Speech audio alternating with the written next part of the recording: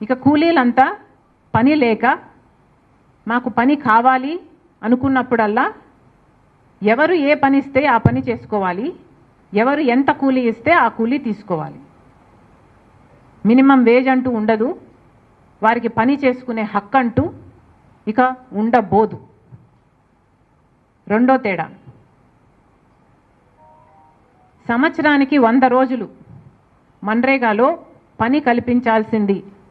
ఇది హక్కుగా, ప్రతి కూలీకి హక్కుగా 100 రోజులు పాటు పని కల్పించాలి అన్నది యాక్ట్ చెప్తుంది మన్రేగాలో. కానీ ఇప్పుడు వీళ్ళు చేస్తున్న ఈ కొత్త యాక్టులో 125 రోజులు ఇస్తాం మేము పని అంటున్నారు. కానీ ఇక్కడ 125 రోజులు ఇస్తాము అని వీళ్ళు చేస్తున్నది ఒక మాయ. ఎందుకంటున్నాము అంటే ఇప్పుడు మన్రేగా పథకంలో 100 రోజులు అని యాక్ట్ చెప్తున్నా కూడా గత సంవత్సరంలో ఆంధ్ర రాష్ట్రంలోనే తీసుకుంటే కేవలం 52 రోజులు మాత్రమే యావరేజ్ మీద పని కల్పించడం జరిగింది ఏ కూలీకైనా. అంటే చంద్రబాబు గారి ప్రభుత్వంలో కేవలం 100 రోజులు ఎక్కడా ఇవ్వలేదు, యావరేజ్ మీద కేవలం 52 రోజులు మాత్రమే పని కల్పించడం జరిగింది.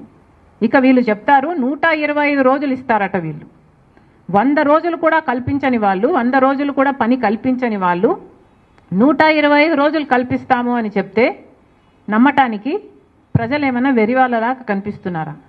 ఈ 125 రోజులు పని కల్పిస్తామన్నది ఒక మాయ, ఒక మిథ్య.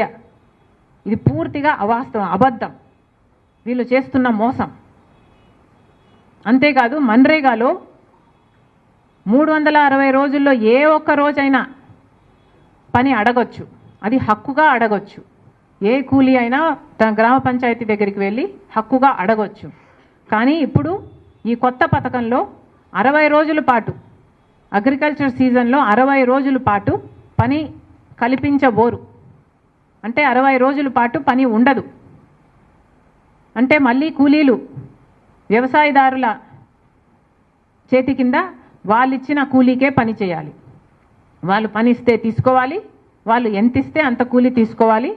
వాళ్ళకి ఇంకొక ఆప్షన్ ఉండదు, వాళ్ళకు బార్గెనింగ్ పవర్ ఉండబోదు. ఇంకొక ఆప్షన్ ఉంది అంటే ఈ కూలీ నాకు వస్తాడా రాడా అన్న భయం వ్యవసాయదానికి ఉంటే కనీసం అక్కడ మ్యాచ్ చేసైనా కూలీ ఇచ్చే అవకాశం ఉంది. కానీ అక్కడ పనే లేదనుకుంటే, ఇక బార్గెనింగ్ పవరే లేదనుకుంటే ఇక కూలీ కేవలం ఆ వ్యవసాయదారుని కృప కింద బ్రతకాల్సిందే. ఇది ఈ కొత్త యాక్ట్ తెస్తున్న విధానం.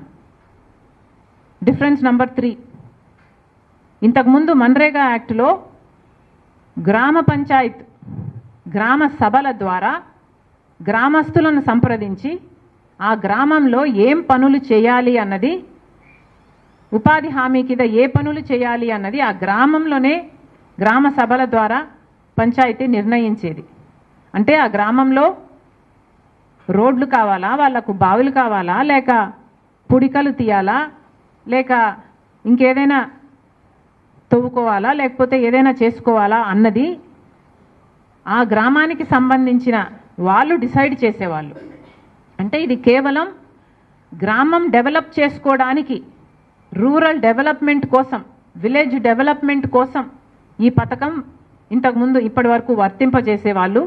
మన్రేగా పథకం రూరల్ డెవలప్మెంట్ కోసం, రూరల్ ఎంప్లాయ్మెంట్ క్రియేట్ చేసే పథకం. కానీ ఇప్పుడు మోడీ గారి కొత్త విబి గ్రామ్ పథకం ప్రకారం అయితే ఇక గ్రామ పంచాయతీలు డిసైడ్ చేయవు, ఉపాధి హామీ పనులు డిసైడ్ చేసేది ఎవరు అంటే కేంద్రం.